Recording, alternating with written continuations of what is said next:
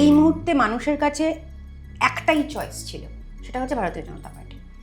এবং তাই মানুষ কিন্তু এতগুলো ভোট, বিপুল সংখ্যক ভোটে হেভিওয়েট ভেসে গেছেন জনজোয়ারে, সমস্ত হেভিওয়েট ভেসে গেছেন।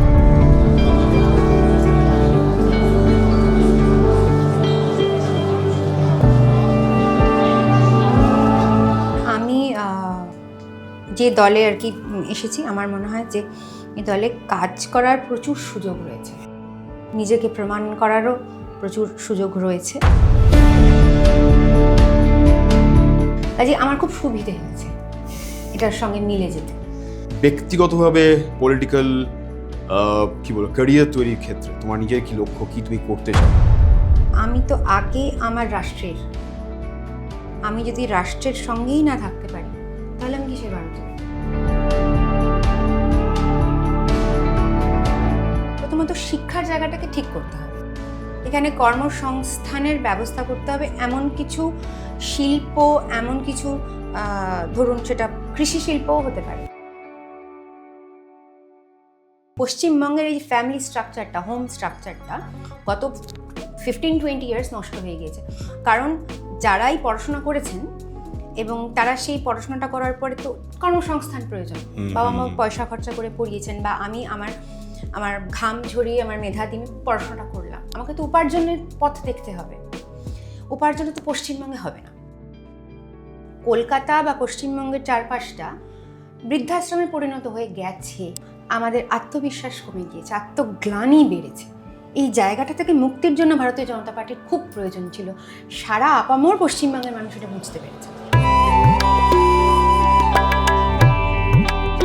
উত্তরবঙ্গকে নিয়ে রীতিমতো আমরা কিন্তু ভাবতে শুরু করেছি, এবং উত্তরবঙ্গের জায়গাটা যে জায়গাতে সমস্যাগুলো ছিল সেগুলোকে ঠিক করে উত্তরবঙ্গকে কিন্তু একদম সেই জায়গায় যেখানে অন্যান্য স্টেটগুলো পৌঁছে গিয়েছে, বিশেষ করে পর্যটনে, সেই জায়গাটাতে নিয়ে যাওয়া হবে।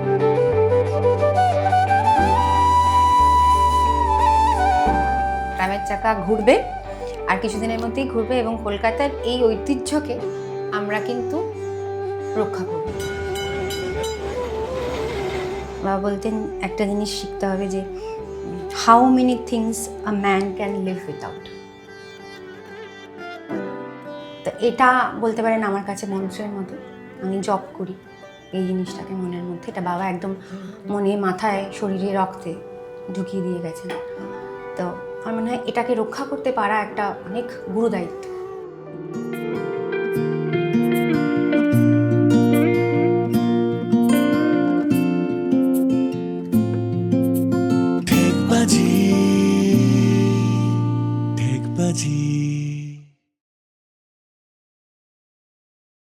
ঠেকবাজির প্রত্যেকটা পর্ব শুরু করার ঠিক মুহূর্তে যাকে আপনারা দেখতে পান, যার সঙ্গে এতক্ষণ ধরে আড্ডা হবে, তার কিছু কিছু কথা শুনতে নিশ্চয়ই পান।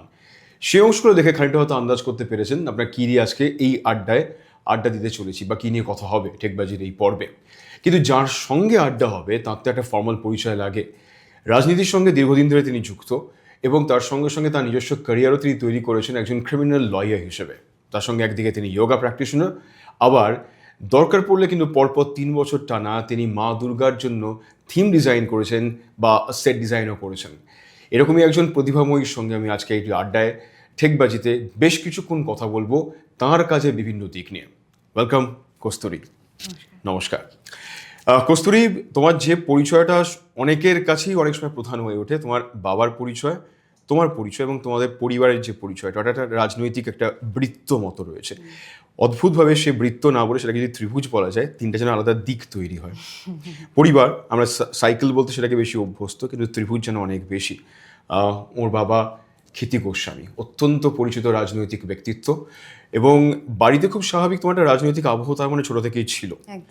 সেই বিশ্বাসে বা সেই আবহে আমি তোমার কিছু ফেসবুক পোস্টে খেয়াল করছিলাম, তুমি বারবারই বলেছো যে বাবা শিখিয়েছেন বা পরিবার থেকে শিক্ষাটা পেয়েছো যে প্রতিবাদ করার যেন কণ্ঠ তোমার থাকে, যেখানে ভুল সেখানে ভুলটা যেন ঠিক জোর গলায় বলতে পারো তুমি। এই নিয়ে তোমার ছোটবেলার শিক্ষা, বাবার থেকে দেখা জীবন বোধ, রাজনৈতিক বোধ, তুমি কিছু বলতে চাও? হ্যাঁ, বাবা একটা কথা বলতেন যে মানুষের সঙ্গে থাকতে হবে, মানুষের কাছাকাছি থাকতে হবে, মানুষের জন্য কথা বলতে হবে, মানুষের কাজ করতে হবে। যারা বুঝতে পারছেন না, যাদের কাছে পরিষেবা পৌঁছচ্ছে না, সেটাকে পৌঁছে দিতে হবে। আর শুনতে হবে মানুষকে, তাদের সমস্যাটা শুনতে হবে, তাদের কান্নাটা শুনতে হবে, দুঃখটাকে ভাগ করে নিতে হবে। এই শিক্ষা তো পেয়েছি তার থেকে। বাবা যে রাজনৈতিক পরিচয়ে বিশ্বাস করতেন বা রাজনৈতিক মতাদর্শে বিশ্বাস করতেন, তুমি একটা সময় পর্যন্ত সেটাতে বিশ্বাস করতে, কিন্তু সাম্প্রতিক সময়ে তুমি সেখান থেকে সরে এসে ভারতীয় জনতা পার্টি তুমি জয়েন করেছো। সেটা কি কোনো কারণে মনে হচ্ছিল যে তুমি যেভাবে মানুষের জন্য কাজ করতে চাইছো বা মানুষের পাশে দাঁড়াতে চাইছো সেটা হয়তো হচ্ছে না, তাই তোমার? হয়তো নয়, হচ্ছেই না। হচ্ছেই না, কারণ অপোজিশনকে তো শক্তিশালী হতে হবে। অপোজিশনকে গঠনমূলক একটা পরিবর্তন বা গঠনমূলক সত্যিকারের একটা আবহের পরিবর্তন, এই জায়গাটা তুলে ধরতে হবে। আমি যদি পুরনো নিয়ে, একটা পুরনো স্ট্রাকচার নিয়ে বসে থাকি যে আদতে কোনো কিছু করতে পারলো না, পশ্চিমবঙ্গকে এগিয়ে দিতে পারলো না এতগুলো বছর ধরে, শুধু বুলি কপচে গেল। এবং পশ্চিমবঙ্গের বাইরে গিয়ে জেনেছি যে আরবান ডেভেলপমেন্ট বলুন বা রুরাল ডেভেলপমেন্ট বলুন বা মানুষের হাতে অর্থের পরিমাণ বলুন, সবটাতেই অন্যরা এগিয়ে। বাঙালি শুধু তর্কে এগিয়ে থাকবে। একটা স্কুল কলেজে পড়ার বড়াই যেটা আমরা করতাম, স্কুল বন্ধ হয়ে যাচ্ছে, কলেজ এর ভিতরে অকারণে রাজনীতির মেরুকরণ এত বেশি পরিমাণে হচ্ছে। টিচার কারা সেটাও কেউ ডিসাইড করে দিচ্ছেন, শিক্ষক তার চাকরি হারাচ্ছেন বা কিনছেন এবং কেনার পরেও চাকরি পাচ্ছেন না। আমরা যাদেরকে শিক্ষিকা হিসেবে পেয়েছিলাম, শিক্ষক হিসেবে পেয়েছিলাম, তারা জীবনে না থাকলে তো তলিয়ে যেতাম। সেই প্রফেশনের মানুষজন রাস্তায় দাঁড়িয়ে গলায় প্ল্যাকার্ড ঝুলিয়ে কাঁদবেন, আর আমি বলবো না না এটা ভুল, এরা ভুল। আর যারা সত্যিকারের অপোজিশনে আছে, যারা শক্তিশালী এবং রাস্তায় যাদের দেখা যাচ্ছে, যারা সত্যি সত্যি কিছু করে দেখাতে পারে, তার পাশে নিজেকে অন্তর্ভুক্ত করতে হবে। এবং সময় যা চাইছে, সেই সময়ের সঙ্গে আমাকে তো রেসপন্স করতে হবে, সেটাই তো বিজ্ঞান। তুমি যে সময়টায় তুমি জয়েন করলে ভারতীয় জনতা পার্টি, তখন তোমরা অপোজিশনে ছিলে, কিন্তু সেখান থেকে এখন তোমরাই কিন্তু মূল চালিকা শক্তি, রাজ্যের ক্ষমতা তোমাদেরই হাতে, এবং সেটা কিন্তু মানুষ ভরসা করে তোমাদের হাতে সেই ক্ষমতা তুলে দিয়েছেন। ফলে স্বাভাবিক সামনের দিনে অনেকটা বড় দায়িত্ব। এমন কোনো জায়গায় কি তুমি টের পাচ্ছ দলে এক্ষেত্রে যে তোমাদেরও এবার আস্তে আস্তে দায়িত্ব দেওয়া হচ্ছে, দায়িত্ব দেওয়া হবে, এবং মেয়েদের, আমি মেয়ে বলে বলছি না আলাদা করে, কিন্তু মেয়েদের জন্য আলাদা করে কিছু করা এবং তাদেরও দায়িত্ব দিয়ে বলা যে তারা তাদের মতো করে দেখুক, তারা তাদের মতো করে সেই সমাজের জায়গাগুলোকে ঠিকঠাক করার চেষ্টা করুক যেখানে হয়তো গণ্ডগোল রয়েছে? তো তোমাদের নিশ্চয়ই মতামত নেওয়া হয়েছে, কথাবার্তা হয়েছে। তুমি কি কি অসুবিধার জায়গা তুলে ধরেছো তোমার তরফ থেকে? দেখুন, কনিষ্ঠ সদস্য, নবীন সদস্য হওয়া সত্ত্বেও আমাদের কাছ থেকে পরামর্শ নেওয়া হয়েছিল যে আমরা কি পরামর্শ জানাতে চাই। তো সেখানে আমরা মানে আমি বলেছিলাম যে মহিলাদের জন্য রাত্রিবেলা একটা ব্যবস্থা করা হোক, যাতে আমাদের নিরাপত্তাটা সুরক্ষিত হয়। কারণ এটা লজ্জার যে সারা ভারতবর্ষে যখন মহিলারা লিডারশিপে যাচ্ছেন, পশ্চিমবঙ্গে আমরা নিরাপত্তায় আটকে ছিলাম। কারণ পরপর এতগুলো ঘটনা আমাদেরকে মানে এইভাবে আর কি মহিলাদের এমনভাবে প্রতারণা যে অসম্ভব জায়গায় চলে যাচ্ছিল, সেখানে বেসিক একটা সুরক্ষার ব্যবস্থা যাতে রাত্রিবেলা মহিলারা পান। এবং আপনারা দেখতে পাচ্ছেন যে রাত্রিবেলা মহিলাদের সুরক্ষার জন্য আমাদের সংকল্পপত্রে ছিল যে দুর্গা স্কোয়াড তৈরি করা হবে এবং তারা রাত্রিবেলা রাস্তায় থাকবেন। আরও যে কয়েকটা বলেছিলাম যে বাল্যবিবাহ, বিশেষ করে সংখ্যালঘু সম্প্রদায়ের মানুষ যারা সমাজের মূল শিক্ষাস্রোতে, যাদেরকে যে কোনো কারণে হোক না কেন, তখন বলেছি, এখন বলতে পারছি যে তোষণ করার কারণে তাদেরকে শিক্ষার মূল স্রোতে আসতে দেওয়া হয়নি। এবং যা হয়, এত কাজের অভাব, কর্মসংস্থানের এত অভাব, এবং তার ফলে গার্হস্থ্য হিংসা বাড়ে, ছোট ছোট মেয়েগুলো খুব তাড়াতাড়ি মা হয়ে যায়।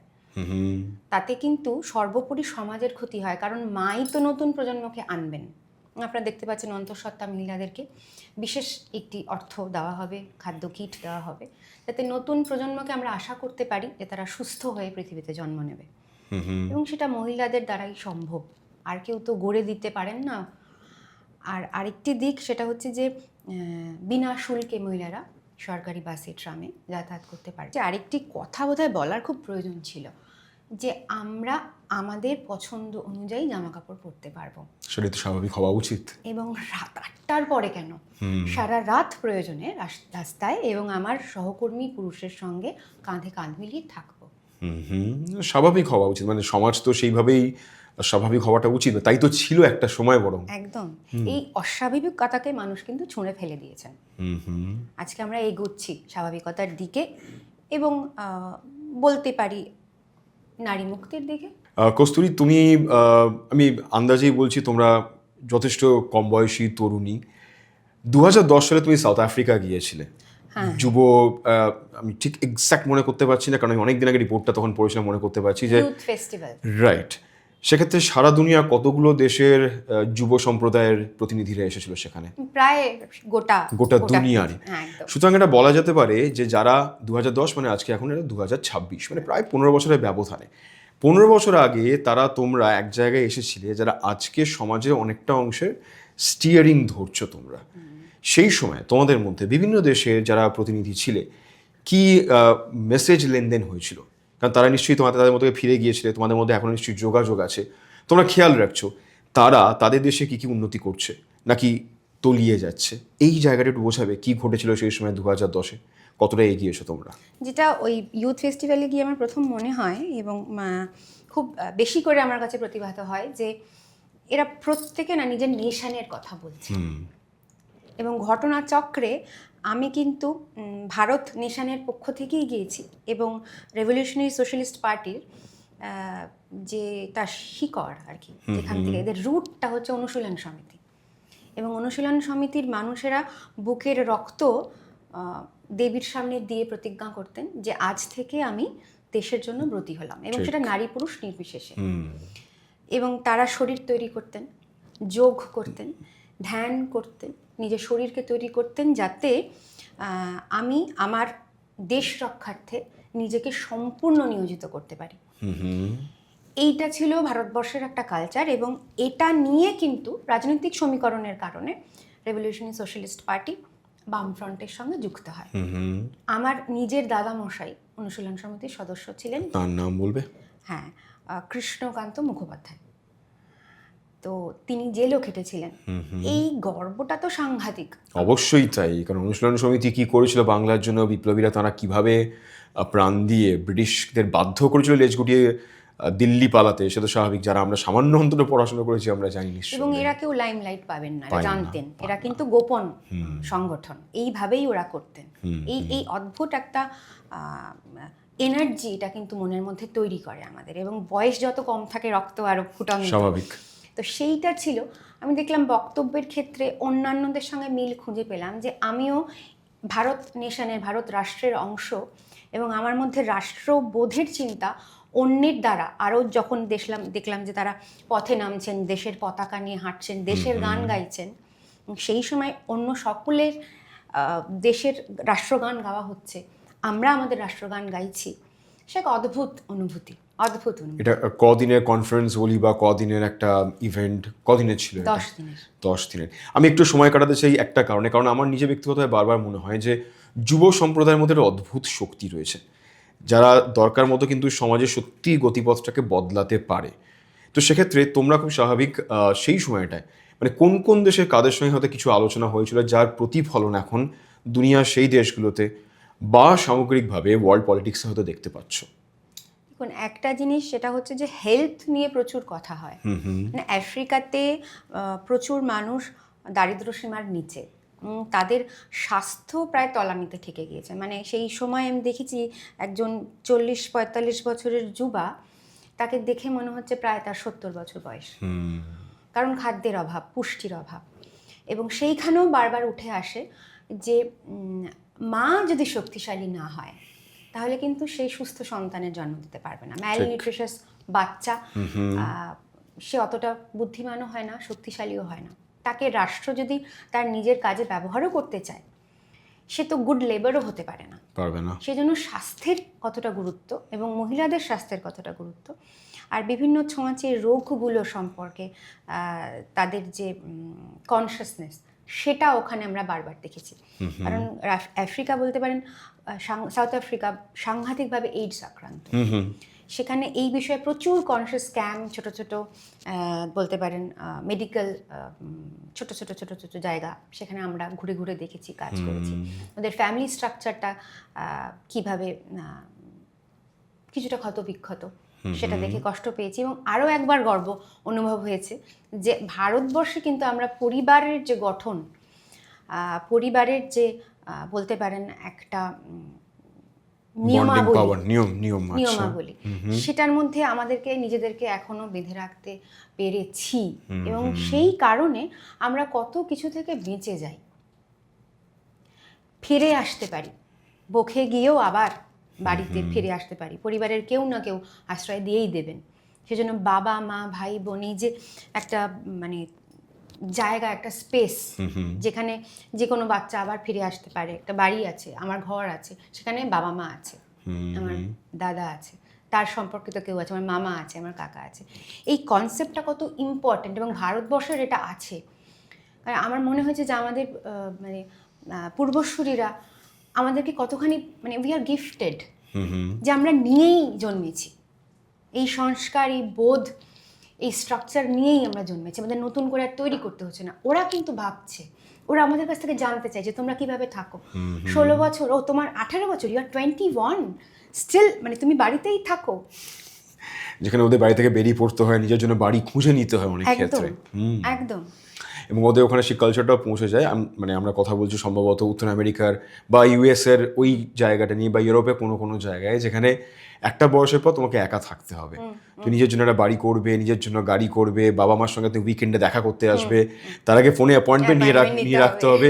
যেটা রীতিমতো চর্চা হয় যে বাবা মার সঙ্গে দেখা করার জন্য আমাকে অ্যাপয়েন্টমেন্ট নিতে হয়। মানে এই যে ভারতীয়দের যে পারিবারিক যে বোধ, তুমি যেটা কথা বলছিলে আর কি, এই শিক্ষাটা যেটা সারা দুনিয়ার কোনো কোনো জায়গায় পাওয়া যাচ্ছে, যে একটা সময় পর তুমি আলাদা হয়ে যাচ্ছ, এইটা কি কোনোভাবে দেশের পলিসিস এবং পলিটিক্স তাকে এফেক্ট করে? আমার তো মনে হয় অবশ্যই করে। দেখুন, আমাদের পশ্চিমবঙ্গে যেটা হচ্ছিল বা যেটা এখনো মানে রয়েছে, এবার তো ঠিক করতে এটাকে অনেকটা সময় লেগে যায়। পশ্চিমবঙ্গের এই ফ্যামিলি স্ট্রাকচারটা, হোম স্ট্রাকচারটা গত 15-20 ইয়ার্স নষ্ট হয়ে গিয়েছে। কারণ যারাই পড়াশোনা করেছেন এবং তারা সেই পড়াশোনাটা করার পরে তো কর্মসংস্থান প্রয়োজন, বাবা মা পয়সা খরচা করে পড়িয়েছেন, বা আমি আমার ঘাম ঝরিয়ে আমার মেধা দিয়ে আমি পড়াশোনাটা করলাম, আমাকে তো উপার্জনের পথ দেখতে হবে। উপার্জনে তো পশ্চিমবঙ্গে হবে না, জায়গা ছিল না, কম ছিল ক্রমশ। কিছুতেই পশ্চিমবঙ্গে উপার্জনের কোনো জায়গা নেই। আমাকে পশ্চিমবঙ্গের বাইরে যেতে হবে, এবং পশ্চিমবঙ্গের বাইরে গিয়ে আমাকে উপার্জনটা করতে হবে। তাহলে আমি বাবা মার সঙ্গে থাকবো কী করে? তখন বাবা মার সঙ্গে ভিডিও কলে কথা। এবং কেউ যদি বাড়িতে মানে বাইরে কাজ করতে গিয়ে একটা কুকুরও বাড়িতে পুষতে চান, একটা বেড়ালও বাড়িতে পুষতে চান, সেই পোষ্য রাখার অধিকারও তার নেই। কারণ তাকে বলা হয় তুমি কিছু করতে পারবে না, তুমি একটি যন্ত্র, তুমি কাজ করো, তুমি ফিরে আসো নিঃশব্দে, টু শব্দ করা যাবে না। কাজেই শুধুমাত্র ছুটির সময় বা দুর্গাপুজোর 4 দিন কখনো কখনো কেউ কোনো বাঙালি সেই ছুটিটাও পেতেন না, তখন তুমি বাড়ি ফিরতে পারবে। আর অন্য সময় তোমার বাবা মাকে কাউকে খুঁজে নিতে হবে, পাড়ার কোনো কেউ কেটা, যদি তার মনে হয় নিদেন দেওয়া হয়, তার একটু উপকার করা যায়, তার হাতে পায়ে ধরে বাবা এটা করে দাও, সেটা করে দাও। এটা বিপদে মানুষকে ফেলে নিজেরা নেতা নেত্রী হওয়া।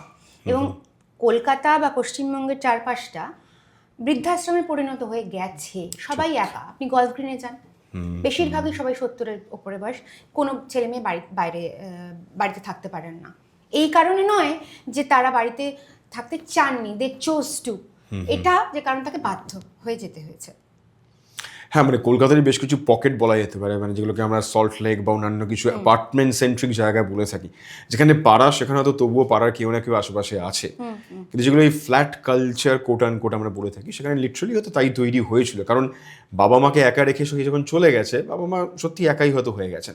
সমাধানটা কি? মানে ঘরে ফেরার গান কিভাবে গাওয়া যেতে পারে? ঘরে ফেরার গান গাওয়া যেতে পারে প্রথমত শিক্ষার জায়গাটাকে ঠিক করতে হবে। এখানে কর্মসংস্থানের ব্যবস্থা করতে হবে। এমন কিছু শিল্প, এমন কিছু ধরুন সেটা কৃষি শিল্পও হতে পারে। আমাদের জল রয়েছে পর্যাপ্ত, আমাদের বেড়াতে যাওয়ার জায়গা বলুন, পাহাড় বলুন, সমুদ্র বলুন, বিভিন্ন মন্দির বলুন, এগুলো আমাদের রয়েছে যেটা আমরা তৈরি করেছি। চৈতন্যপীঠ, শক্তিপীঠ আমরা তৈরি করেছি। এইগুলো তো দর্শনীয় স্থান, এগুলো মানুষ দেখতে আসেন। এটা তো একটা স্ট্রাকচার আমরা তৈরি করতে পারি, যেটা কেরালা করেছে, যেটা অসম করেছে, যেটা গুজরাট করেছে। এই এই এই সিস্টেমটা যদি আমরা তৈরি করতে পারি এবং এখান থেকে করাপশনটাকে যদি আমরা যতটা সম্ভব দূরে রাখতে পারি, তাহলে কিন্তু একটা এরকম পরিস্থিতি তৈরি হবে যেখানে মানুষ এখানে আসবেন, অর্থ খরচ করবেন। এতদিন তো যারা অর্থটা রোজগার করছিলেন সেই অর্থটাও পশ্চিমবঙ্গের বাইরে খরচ হয়ে যাচ্ছিল। পশ্চিমবঙ্গের অর্থনীতিটা বাড়বে কী করে? ঋণ তো প্রচুর বেড়ে গিয়েছে। শুধু জিএসটি আর আবগারি, এই দুইটি জায়গা, আর কোনো জায়গা নেই অর্থটা রোজগার করার। তাহলে শক্তিশালী হব কী করে? এই কারণে বাঙালিদেরকে বাইরে পাত্তা দেওয়া কম হচ্ছিল এবং সেটা প্রচণ্ড আত্মশ্লাঘায় লাগছিল। আমাদের ফিল্ম ইন্ডাস্ট্রি বলুন, আমাদের সাহিত্যের জায়গা বলুন, আমরা যেই বাঙালি শিক্ষক একজন, বাঙালি গায়িকা একজন, তার যা মর্যাদা, কারণ আমরা সত্যিই ভালো ছিলাম এগুলোতে, এখনও আছি, কিন্তু আমাদের আত্মবিশ্বাস কমে গিয়েছে, আত্মগ্লানি বেড়েছে।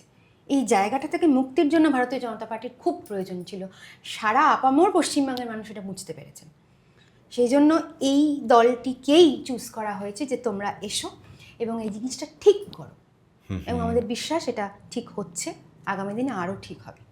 শ্রমিক ভট্টাচার্যর একটা আমি ছোট্ট ক্লিপ দেখলাম, যেখানে উনি বলছেন যে আমি এমন গ্যারেন্টি দেবো না যে আগামী সম্ভবত উনি 45 দিন বা 90 দিন এরকম বলেছেন যে বন্ধ সব কলকারখানা খুলে যাবে, কিন্তু আমি এটুকু বলতে পারি যে নতুন শিল্প আসবে। সুতরাং আপনারা হয়তো ভিতরে ভিতরে খবর, মানে তোমরা হয়তো ভিতরে ভিতরে জানতে পারছো যে কোন কোন দিকে এগোনো হচ্ছে। সো শিল্পটা সত্যিই দরকার আমাদের এখানে, কারণ যারা ফিরে আসবে ওই ঘরে ফেরার গান শুনে বা নিজেরা গেয়ে ইত্যাদি, তারা তো কাজ করতে এখানে আসবে।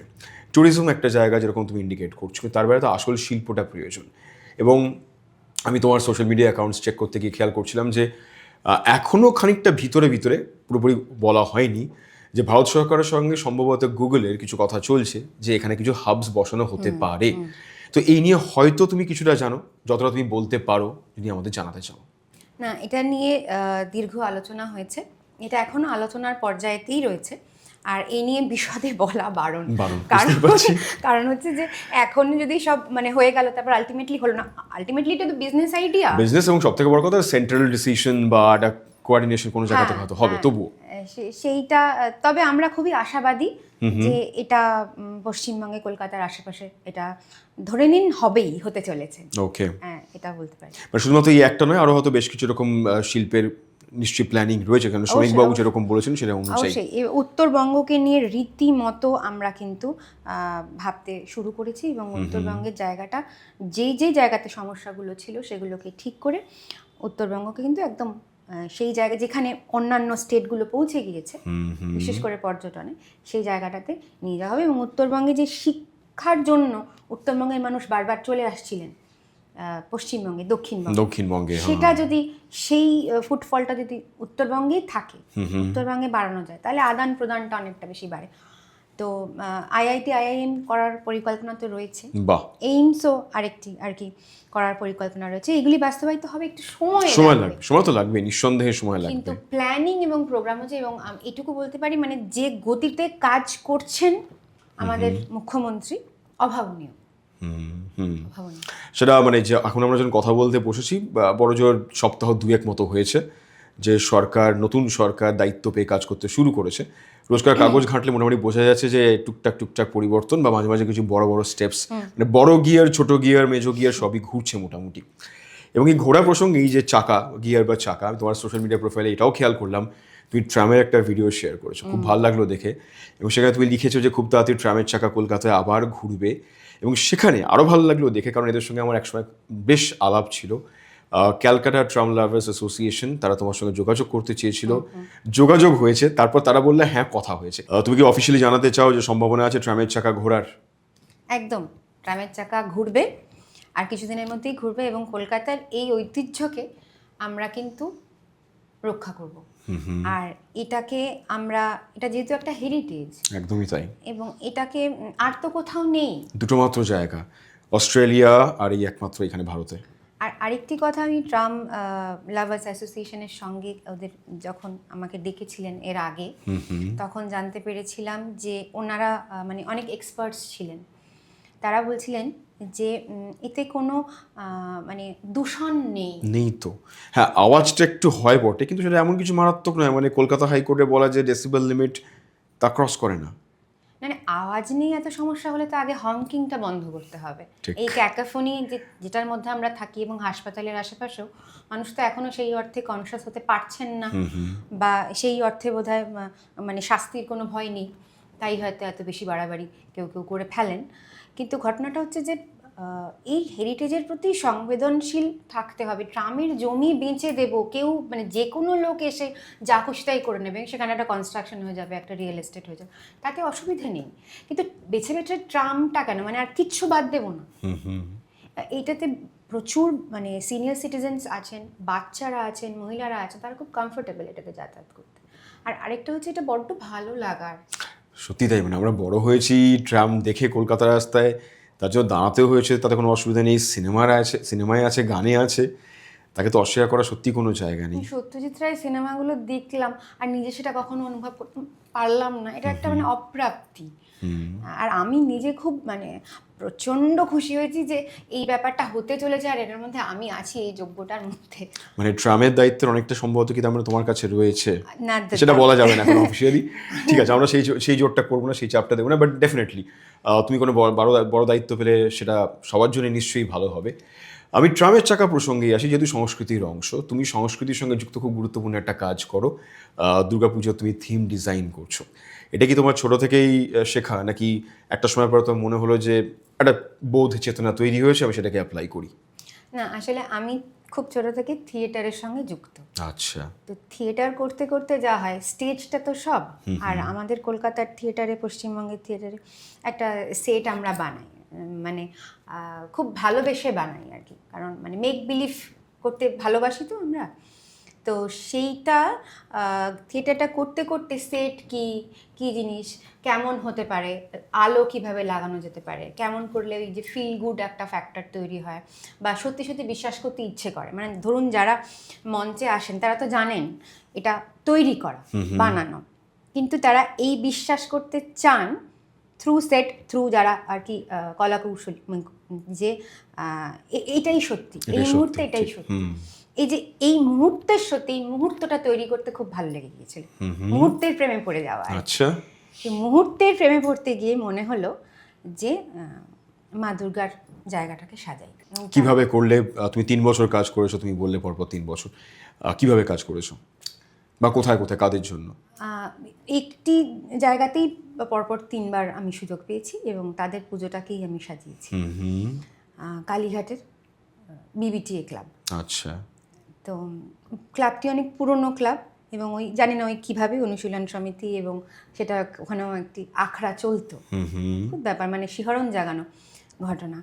তো কারণ আমার আগে মানে আমি যেই মাটিটাতে প্রবেশ করলাম, সেখানে বিপ্লবীদের গোপন মিটিং হয়েছে, তারা সভা করেছেন, তারা ওখানে তৈরি করেছেন দরজা বন্ধ করে নিজেদেরকে, এবং ওখানে আগ্নেয়াস্ত্র রাখা থাকতো আত্মরক্ষার জন্য এবং ব্রিটিশকে আক্রমণের জন্য। এক অদ্ভুত ব্যাপার আর কি সেই জায়গাটার, মানে এবং এটা মা কালীর স্থান, কালীঘাট একদম মন্দিরের অনেকটা কাছাকাছি। তো ওখানে না একটা প্রচুর এনার্জি আছে, ওটা আপনাকে আপলিফট করে দেয়। আপনাকে শুধু একবার কোনোভাবে ছুঁতে হবে নিজেকে। তো সেই ওরা যখন এলেন এবং বললেন যে আমাদের এই মুহূর্তে টাকা পয়সার অভাব রয়েছে, কিন্তু আমরা এটা করতে চাই, তো তখন লেগে পড়লাম এবং চোখ বন্ধ করে ভাবতে পারি। 2-3টে আইডিয়া ওদেরকে দিলাম, তার মধ্যে ওরা বললেন যে এটা কি অ্যাকসেপ্টেড করা হলো, যে কত খরচা চলতে পারে, তো তাই দিয়ে হয়ে গেল আর কি। ব্রিলিয়েন্ট। তুমি যে কথাটা প্রসঙ্গক্রমে বললে যে মানে এই মাটিতে পা দিলে বা তার সামনে গেলে সেই অনুভূতি পাওয়া যায় যে এখানে ওরা পরিকল্পনা করতে, মানে আমরা কোনো একটা জায়গায় আমাদের ঐতিহ্য বা আমাদের ইতিহাস তা কিন্তু সংরক্ষিত করে রাখিনি, ফলে সেই জায়গাগুলোকে মানুষ কোনো মার্কার নেই যে আমি জানবো যে এখানে এই ঘটনাটা ঘটেছিল। সেরকম কোনো পরিকল্পনা আছে এই সরকারের নতুনভাবে যে ওখানে কোনো একটা স্মৃতি ফলক পোঁতা যে এইখানে অনুশীলন সমিতির এই কার্যালয় ছিল বা এখানে একটা ঐতিহাসিক ঘটনা ঘটেছিল? কারণ শহরে কিছু গাইডেড ট্যুরের জায়গা তাহলে আরও কিন্তু বেড়ে যাবে, যেটা তুমি বলছিলে যে সম্ভাবনা রয়েছে একটা, সেরকম কিছু কি করা যেতে পারে, মাথায় আছে তোমাদের? দেখুন, আমাদের প্রথম সভাপতি হচ্ছেন হরিপদ ভারতী। আগামী 28শে জুন ওনার জন্মদিন। সম্ভবত আমি সঞ্চালনা করব ওনার জন্মদিনের দায়িত্ব, মানে ওনাকে আরও একবার সেলিব্রেট করার সুযোগ পাবো। তো আমরা এই ধরনের মানুষের ইতিহাসগুলোকে সামনে আনতে চাইছি এবং আমাদের মতো করে, যেরকম আগে হতো না পাড়ায় পাড়ায়, তাতে কিন্তু আমাদের জৌলুস হয়তো কম ছিল, কিন্তু প্রচার অনেক বেশি ছিল, কারণ সবাই ইনভলভ হতেন, সবাই আসতেন এবং সেখানে কাউকে সেরিমনিয়াসলি কিছু করতে হবে না, কিন্তু আন্তরিকভাবে নিজেকে তুলে ধরা, প্রকাশ করা।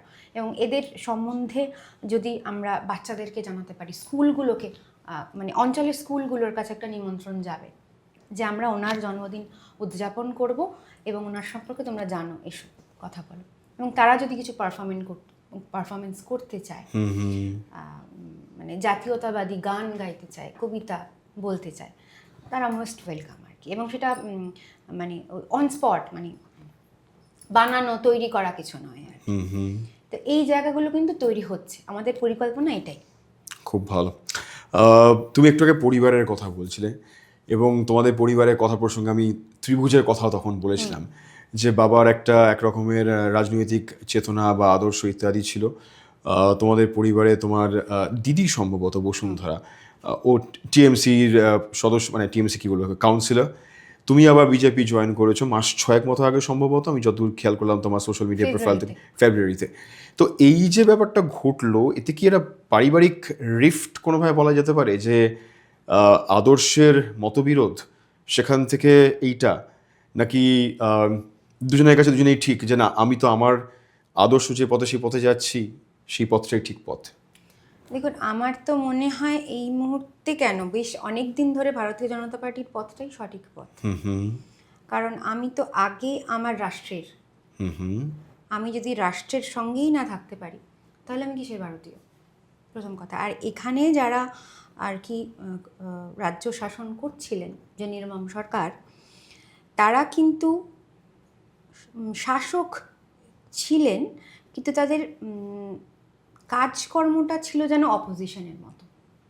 এবং তাদের একটি লক্ষ্য উদ্দেশ্য ছিল কেন্দ্রীয় সরকারের বিরোধিতা করা, কেন্দ্রীয় সরকারের যে কোনো কিছু, যা কিছু হোক, যতই কল্যাণকর জিনিস সেটা হোক, যেমন ধরুন আয়ুষ্মান কার্ড যোজনা, আসতে দেব না, করতে দেব না, আটকে দেব, তাতে আমার যা হয় হোক, রাজ্যের লোক কম খেতে পাক, কর্মসংস্থান চলে যাক, মহিলাদের উপর অত্যাচার হোক এবং তারপরে অপরাধ ঢাকার চেষ্টা হোক, সবটাতে এইগুলোতে আমরা এগিয়ে।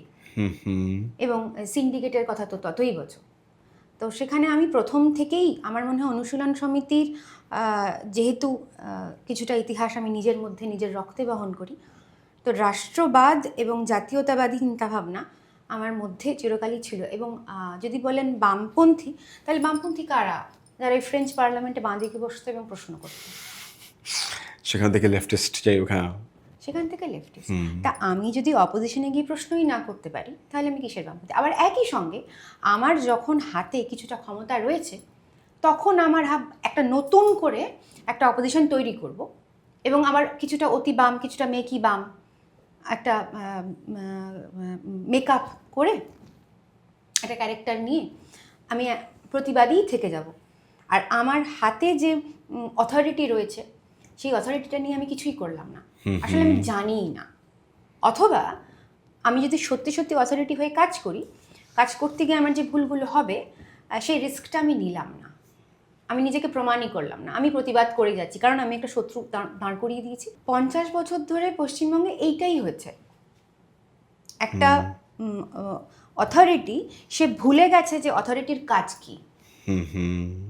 নেগোসিয়েশন করতে হবে, তাই তো তোমাকে প্রতিনিধি করে পার্লামেন্টে পাঠানো হলো, বিধানসভায় পাঠানো হলো। এবং তুমি কিভাবে নেগোসিয়েট করবে তোমার ব্যাপার, আমি তো তোমাকে পাঠিয়েছি, কারণ রাজনীতিটা আমি করছি না, আমি ভোট দাতা, মত দাতা। তুমি জনপ্রতিনিধি, তোমাকে করতে হবে আমার হয়ে। হ্যাঁ, এবং তুমি কিভাবে কেন্দ্রীয় সরকারের সঙ্গে সেই লেনদেনটা করবে তোমার ব্যাপার। এই প্রথম এত বছর বাদে একটা ডাবল ইঞ্জিন সরকার হলো, যেখানে সরাসরি আমরা কেন্দ্রের সঙ্গে জুড়তে পারলাম। তার মানে কোথাও কি কস্তুরী, ডাবল ইঞ্জিন সরকার না হলে কোনো রাজ্যেই কি তেমন গ্রোথ নেই, মানে নাকি মানে রাজনীতিবিদরা এমন হয়ে গেছেন যে তারা স্বার্থপর, যে মানে ভারতে অন্তত কেন্দ্রের সঙ্গে সংঘাতটা সমানে চলতেই থাকবে, মানে কোনো রাজ্য হাতে হাত ধরে কেন্দ্রের সঙ্গে যাবে না? ডাবল ইঞ্জিন সরকার না হলে কি কোনো রাজ্যেরই ভারতে তার মানে উন্নতি নেই, তাই কি? দেখুন, আমি কিন্তু পশ্চিমবঙ্গের কথাটা বেশি করে বলবো, কারণ Okay. পশ্চিমবঙ্গের নাগরিক আমি, আর এই সময় আমরা সকলেই কিন্তু কম বেশি বুঝতে পেরেছি ছ্যাঁকাটা আমাদের সকলের গায়ে লেগেছে। কারণ যে ছেলেটা মানে একই চাকরি করে পাড়ানাম 25 লক্ষ টাকা বাইরে রোজগার করে, সে এখানে পশ্চিমবঙ্গে 10 লক্ষ টাকা রোজগার করছে। এই ডিফারেন্সটা তো মানে আমাদেরকে মানে পাগল করে ছেড়েছে, যে আমরা এতটা ডিপ্রাইভড, এতটা না পাওয়ার মধ্যে, এতটা কম পাওয়ার মধ্যে, মানে যেন মানে বইমাত্রেও একটা ব্যাপার। ঠিক। এবং পশ্চিমবঙ্গে কিন্তু ডাবল ইঞ্জিন সরকারের খুব প্রয়োজন ছিল, এবং ডাবল ইঞ্জিন সরকারের আরও বেশি প্রয়োজন বা প্রাসঙ্গিকতা তৈরি হলো কারণ শ্রেষ্ঠ অপোজিশন ভারতীয় জনতা পার্টি। এই মুহূর্তে মানুষের কাছে একটাই চয়েস ছিল, সেটা হচ্ছে ভারতীয় জনতা পার্টি। এবং তাই মানুষ কিন্তু এতগুলো ভোট, বিপুল সংখ্যক ভোটে হেভিওয়েট ভেসে গেছেন জনজোয়ারে, সমস্ত হেভিওয়েট ভেসে গেছেন। এবং দেখা যাচ্ছে যে এদেরকে সরানোটাও একটা উদ্দেশ্য ছিল ভারতীয় জনতা পার্টিকে ভোট দেওয়ার। সরাতে হবে, কারণ এরা দুর্নীতিগ্রস্ত হয়ে পড়েছেন এবং এরা কিছুতেই কেন্দ্রের সঙ্গে জুড়ে বা কোনো রকম আদান প্রদানের মাধ্যমে কাজের কাজটা করবেন না, শুধু ক্ষমতায় যেভাবেই হোক টিকে থাকবেন। তো ক্ষমতায় টিকে থেকে যদি কাজই কেউ না করেন, মানুষের জন্য নাই ভাবেন, মানুষ যদি ভয় পায়, যেটা ফিয়ার পলিটিক্স এখানে শুরু হয়েছে, সবাই ভয় পেয়ে আছেন, কলেজের শিক্ষক ভয় পেয়ে আছেন, মহিলারা ভয় পেয়ে আছেন, শিশু বোমে উড়ে গেল কারণ কেউ উল্লাস করছিল তাদের, এবং তারপর তারা বলবেন যে তারা সংখ্যালঘুর পক্ষে। সংখ্যালঘুর সঙ্গে পশুকে তুলনা করা হবে, তাদেরকে তোষণ করা হবে, তাদেরকে ভুলিয়ে দেওয়া হবে যে সেও ভারত রাষ্ট্রের একটা অঙ্গ এবং সম্মানীয় অঙ্গ, তাকেও নিজেকে গড়তে হবে, তাকেও নিজেকে মূল স্রোতে ফেরাতে হবে। এবং পেহেলগামের সময় আমরা দেখেছি যে দুজন মহিলা, তাদের মধ্যে তারা কোন কোন সম্প্রদায়ের মানুষ ছিলেন, তারা কিন্তু নেতৃত্ব দিলেন। অর্থাৎ ভারত রাষ্ট্র যারা নেতৃত্ব দেওয়ার যোগ্য, তাদেরকে নেতা তৈরি করবে, তাদেরকে সেই জায়গাটা দেবে, নতি স্বীকার করবে তাদের কাছে, এটা সম্মানের। আব্দুল কালাম কাদের সময় রাষ্ট্রপতি হয়েছিলেন, এগুলো আমাদেরকে বারবার বললে তো আমরা ভুলে যাব না, বরং বেশি করে মনে করিয়ে দেব। আর সেটাই আমরা করেছি, আর তাই আমরা কিন্তু এইভাবে আর কি সাংবিধানিক অধিকার প্রয়োগ করে ভোটে জিতে আসতে পারলাম। ব্রিলিয়ান্ট কস্তুরী, আমার সত্যি আর মানে কি বলবো, মানে যে ভিশনটা পেলাম আমি তোমার থেকে, যেটা মনে হচ্ছে খুব স্বাভাবিক। 2010-এ তোমার যে সাউথ আফ্রিকায় যাওয়া, সেখানে ওয়ার্ল্ড পলিটিক্সের বাকিদের সঙ্গে তোমার যে যোগাযোগ ইত্যাদি হয়েছিল, বা যে ভিশন হয়তো তোমরা এক্সচেঞ্জ করেছিলে ছোটো থেকে, তোমার ডেফিনেটলি একটা পলিটিক্যাল ভিশন তৈরি হওয়া, সেটা সার্থকভাবে এগিয়ে যাক আরও ওদিকে। তোমার ব্যক্তিগতভাবে পলিটিক্যাল কি বলো ক্যারিয়ার তৈরির ক্ষেত্রে তোমার নিজের কি লক্ষ্য, কি তুমি করতে চাও, সেটা একটু জানতে চাই আমরা। দেখুন, আমি যে দলে আর কি এসেছি, আমার মনে হয় যে এই দলে কাজ করার প্রচুর সুযোগ রয়েছে এবং নিজেকে প্রমাণ করারও প্রচুর সুযোগ রয়েছে। আর আমি দেখেছি এরা শুধুমাত্র রাজনীতি বা এইটাকে রাজনীতি বলে, এই এই এই বিশ্বাসে এরা কিন্তু আবদ্ধ না। এরা খুব মানে এক অর্থে খুব আধুনিক, মানে সমাজের কাজ, শরীরচর্চার কাজ, যোগের কাজ, যেটা আমি নিজে একজন যোগ প্রশিক্ষক, এটাও কিন্তু এদের নীতির অঙ্গ। এবং আবার ওই একই জায়গা, যে ব্যক্তি পরে, আগে দেশ, দল, সমাজ, তারপর ব্যক্তি। কাজে আমার খুব সুবিধে হয়েছে এটার সঙ্গে মিলে যেতে।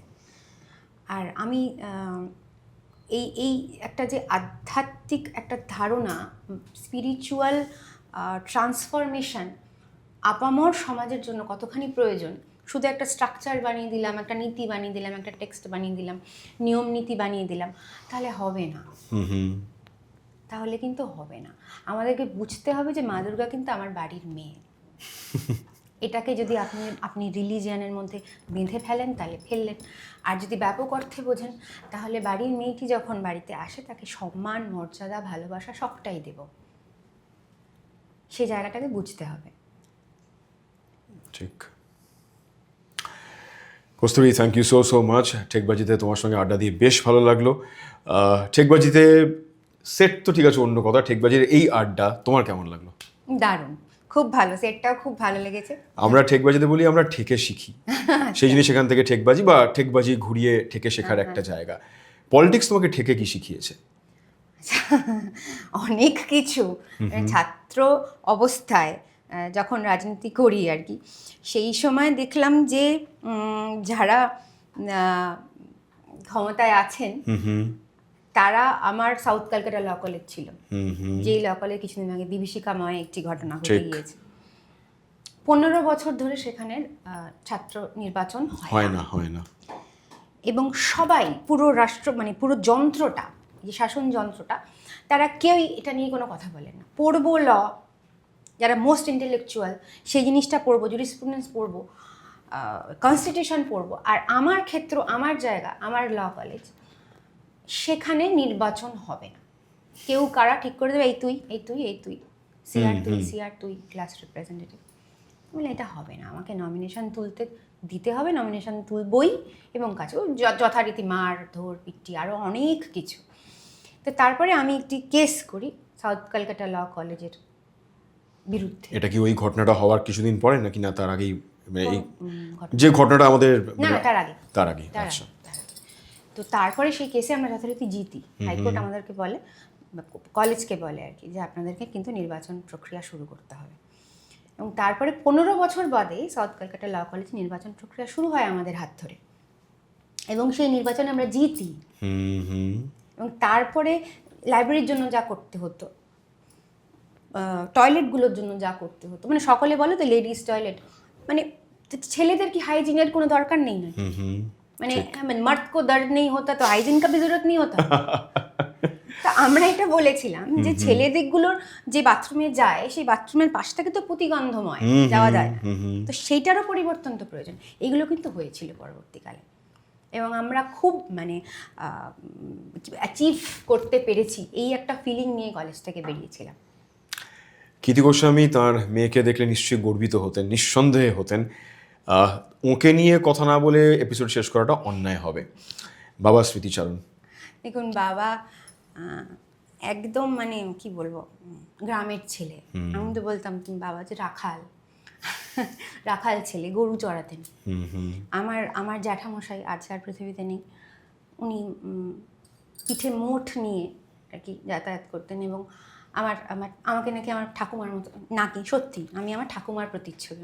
বাবা বলতেন, মা বেশি বকাবকি করলে চিরকাল বলেছেন ওকে কিছু বলো না, মায়ের মতো। প্রচণ্ড প্রশ্রয় পেয়েছি বাবার কাছে, সাংঘাতিক। আর বাবা কখনো জোরে চিৎকার করে কথা বলেননি। বাবা বলতেন একটা জিনিস শিখতে হবে, যে how many things a man can live without.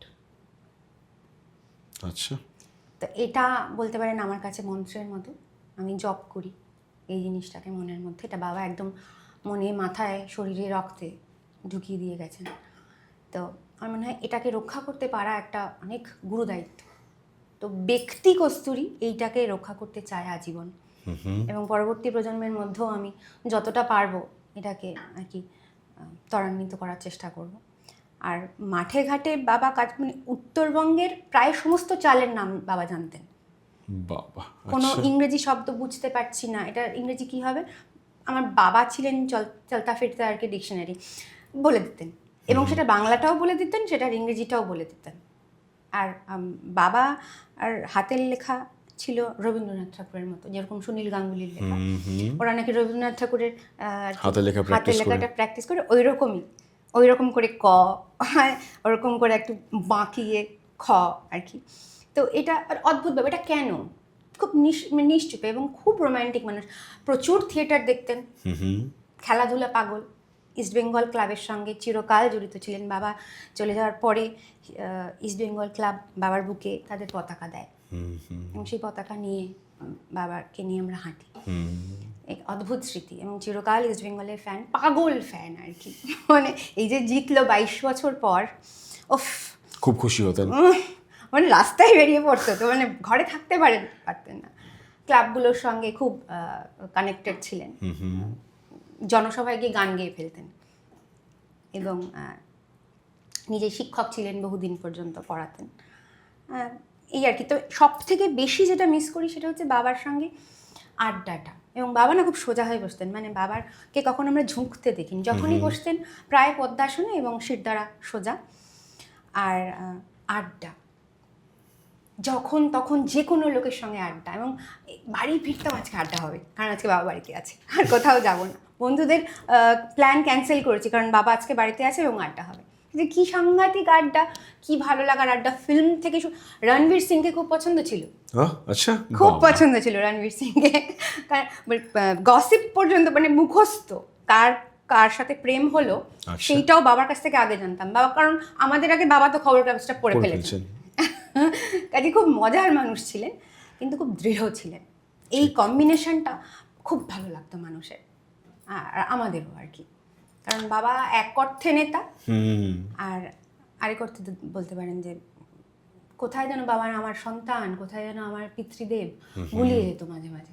কস্তুরী, তোমাকে অসংখ্য ধন্যবাদ। একটা দুর্দান্ত আড্ডা উপহার পেলাম তোমার কাছ থেকে, এবং আমাদের একটা উপহার রয়েছে তোমার জন্য। আমাদের প্রোডাকশন টিম বেশ ভাবনা চিন্তা করে তোমার জন্য একটা বিশেষ টি শার্ট বানিয়ে রেখেছে, দাঁড়িয়ে লুকিয়ে চুরিয়ে দেবো। কারণ টি শার্টের একটা বিশেষ দিক তোমাকে নিজেই দেখে নিতে হবে। তুমি আন্দাজ খানটা দেখতে পেয়েছো, ভারতের একটা ছবি দেখা যাচ্ছে, কিন্তু তোমায় খুলে একবার দেখতে হবে জিনিসটার মধ্যে কী রয়েছে, এবং দেখাতে হবে আর কি আমাদের।